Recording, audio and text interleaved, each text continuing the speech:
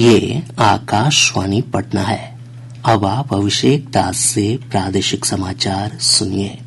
पहले मुख्य समाचार। संसद का 26 दिनों तक चलने वाला शीतकालीन सत्र आज से शुरू होगा। सरकार ने कहा सभी मुद्दों पर चर्चा के लिए है तैयार।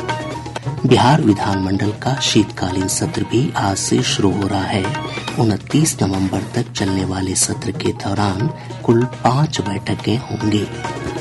प्रधानमंत्री नरेंद्र मोदी आज नई दिल्ली के भारत मंडपम में वैश्विक सहकारी सम्मेलन का उद्घाटन करेंगे।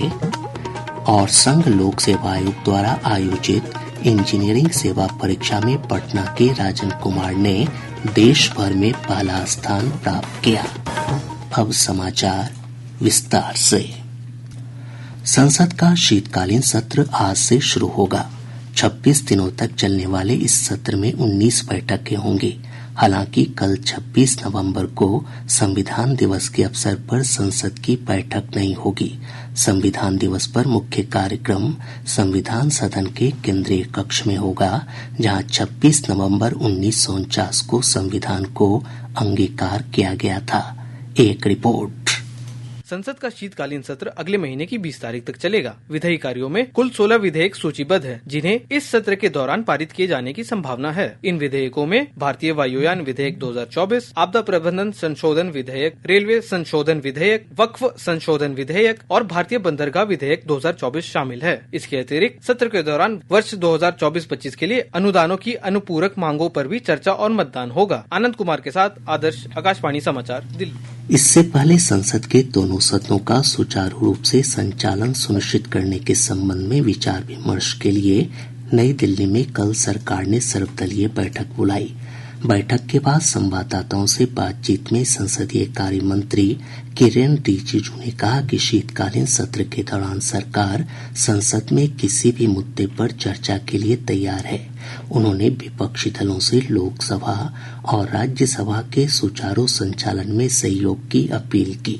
हम सिर्फ अनुरोध यही करते हैं कि सदन अच्छा से चले, हंगामा ना हो। कोई भी विषय पार्लियामेंट में रहता है तो शांति पूर्वक उस विषय को चर्चा होगा तो बहुत लाभ मिलेगा। हर सदस्य चर्चा में भाग लेना चाहता है, लेकिन सदन अच्छी तरह से चलना चाहिए। हर पॉलिटिकल पार्टी को अपील किया है कि ये शीतकालीन सत्र, winter session of the parliament अच्छी तरह से चले। इसमें सबका सहयोग चाहिए और सबका भागीदारी जरूरी है। बिहार विधानमंडल का शीतकालीन सत्र आज से शुरू हो रहा है।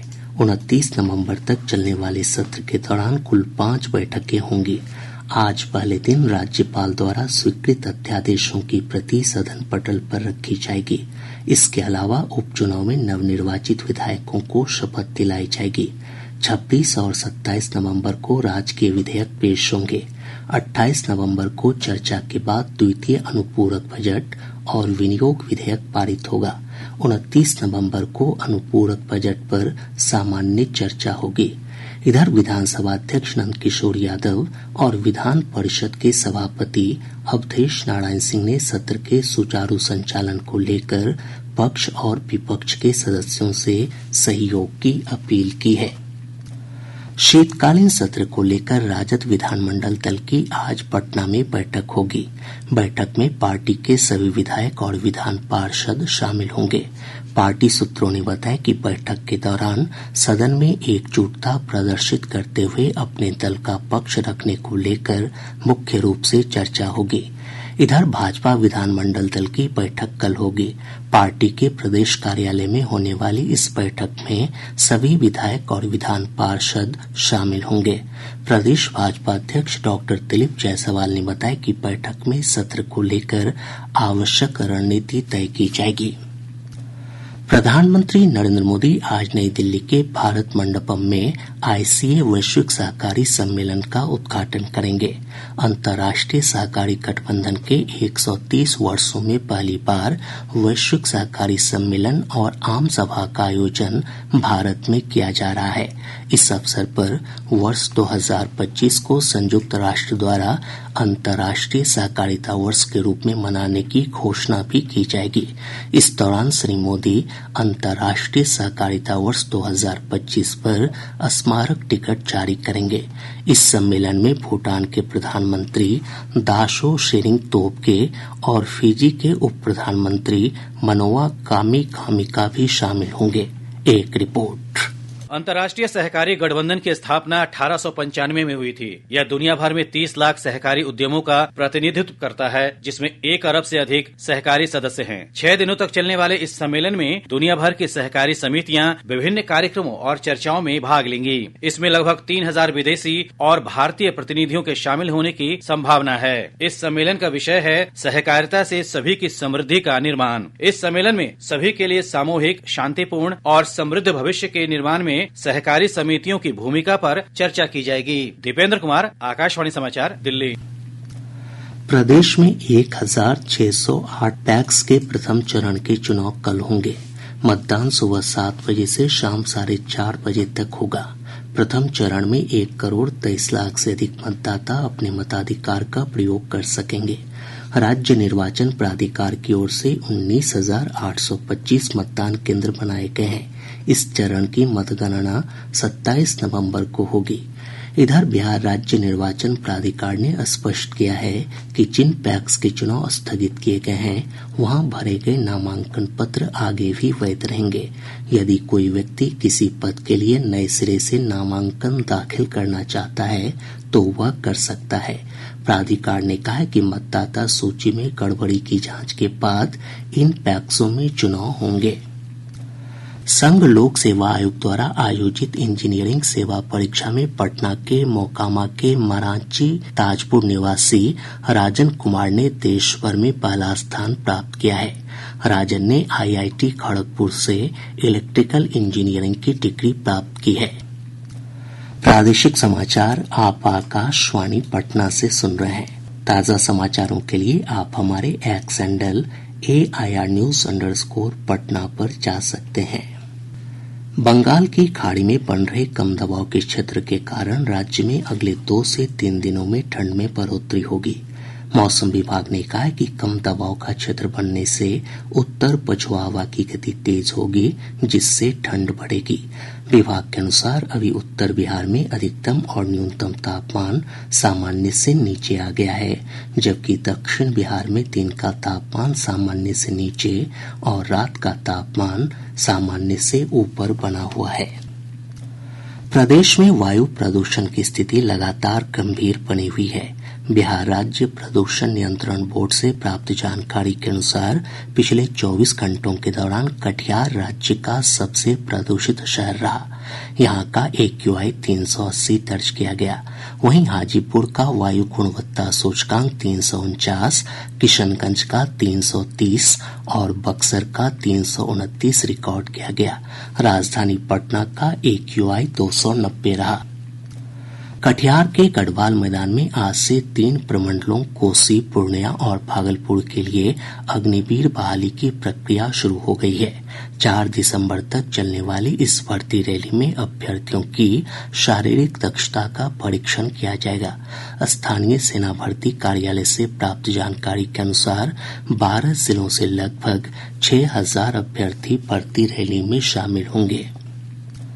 महिलाओं के खिलाफ हिंसा के उन्मूलन के लिए अंतर्राष्ट्रीय दिवस पर आज महिला और बाल विकास मंत्रालय तथा ग्रामीण विकास मंत्रालय नई दिल्ली से एक राष्ट्रीय अभियान अब कोई बहाना नहीं की शुरुआत करेगा। इस अभियान में जनता, सरकार और प्रमुख हितधारकों से महिलाओं के खिलाफ हिंसा को समाप्त करने के लिए आवश्यक कदम उठाने का आह्वान किया जाएगा। प्रदेश में हाथ से मैला ढोने वाले सफाई कर्मियों और अस्वास्थ्यकर शौचालयों की पहचान के लिए सर्वे किया जाएगा।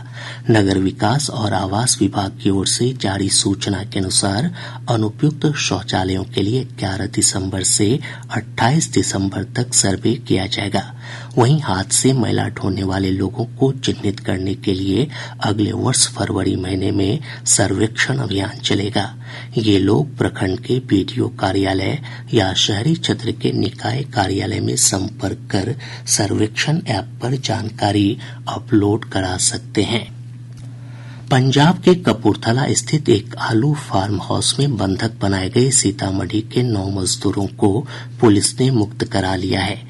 ये सभी जिले के सुरसंड प्रखंड के मेघपुर गांव के रहने वाले हैं। श्रम संसाधन विभाग के सचिव दीपक आनंद ने बताया कि दिल्ली स्थित प्रवासी श्रमिक कोषांग के पदाधिकारियों ने पंजाब सरकार और स्थानीय प्रशासन से संपर्क कर सभी श्रमिकों को मुक्त कराया है। इनमें 5 बच्चे भी शामिल हैं। पुलिस महानिदेशक आलोक राज के निर्देश पर शनिवार की रात सभी जिलों में चलाए गए वाहन जांच अभियान के दौरान 5,44,660 वाहनों की जांच की गई। इस दौरान 2 करोड़ 55 लाख रुपए से अधिक की राशि जुर्माने के रूप में वसूली गई। वहीं 299 वाहन जब्त किए गए और 1,170 व्यक्तियों को गिरफ्तार किया गया। केंद्रीय कपड़ा मंत्री गिरिराज सिंह ने बेगूसराय के पचम्बा स्थित जीविका दीदी के सिलाई घर में जीविका दीदी कौशल सह उत्पादन केंद्र का उद्घाटन किया। शेखपुरा की प्रभारी मंत्री शीला मंडल ने नगर क्षेत्र के लालबाग मोहल्ले में नवनिर्मित वृद्धाश्रम का उद्घाटन किया। वृद्धाश्रम में 50 बुजुर्गों के रहने, खाने, मनोरंजन, सेवा, स्वास्थ्य और सुरक्षा की व्यवस्था उपलब्ध है। खगड़िया पुलिस ने कुख्यात इनामी अपराधी अर्जुन यादव को गिरफ्तार कर लिया है।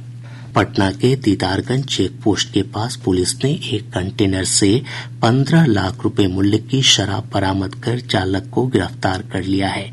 वहीं जमुई जिले के सोनू थाना क्षेत्र के टुमड़ी के पास से उत्पाद विभाग की टीम ने एक ट्रक से 1100 लीटर शराब के साथ चालक और उपचालक को गिरफ्तार किया है। अब पटना से प्रकाशित प्रमुख समाचार पत्रों की सुर्खियां। आज के सभी समाचार पत्रों ने अलग अलग खबरों को प्रमुखता से प्रकाशित किया है। हिन्दुस्तान लिखता है अवैध खनन पर चोट, 15 लाख CFT बालू जब्त। दैनिक जागरण की सुर्खी है 28 को चौथी बार झारखंड के CM पद की शपथ लेंगे हेमंत सोरेन। आज हो सकता है महाराष्ट्र के मुख्यमंत्री के नाम का फैसला। प्रभात खबर लिखता है दिल्ली से भी खराब हुई राज्य की हवा, कटिहार सबसे अधिक प्रदूषित शहर। दैनिक भास्कर ने अपनी विशेष रिपोर्ट में लिखा है 1 अप्रैल से स्मार्ट प्रीपेड मीटर के 55 लाख उपभोक्ताओं को सस्ती बिजली। दैनिक आज ने प्रधानमंत्री नरेंद्र मोदी की मन की बात कार्यक्रम को प्रमुखता देते हुए लिखा है गोपालगंज के प्रयोग लाइब्रेरी की मोदी ने प्रशंसा की। राष्ट्रीय सहारा समेत सभी समाचार पत्रों ने आज से शुरू हो रहे बिहार विधानमंडल के शीतकालीन सत्र से जुड़ी खबरों को पहले पन्ने पर प्रकाशित किया है। और अब अंत में मुख्य समाचार एक बार फिर। संसद का 26 दिनों तक चलने वाला शीतकालीन सत्र आज से शुरू होगा। सरकार ने कहा सभी मुद्दों पर चर्चा के लिए है तैयार। बिहार विधानमंडल का शीतकालीन सत्र भी आज से शुरू हो रहा है। 29 नवंबर तक चलने वाले सत्र के दौरान कुल 5 बैठकें होंगी। प्रधानमंत्री नरेंद्र मोदी आज नई दिल्ली के भारत मंडपम में वैश्विक सहकारी सम्मेलन का उद्घाटन करेंगे। और संघ लोक सेवा आयोग द्वारा आयोजित इंजीनियरिंग सेवा परीक्षा में पटना के राजन कुमार ने देश भर में पहला स्थान प्राप्त किया। इसके साथ ही आकाशवाणी पटना से प्रसारित प्रादेशिक समाचार का ये अंक समाप्त हुआ।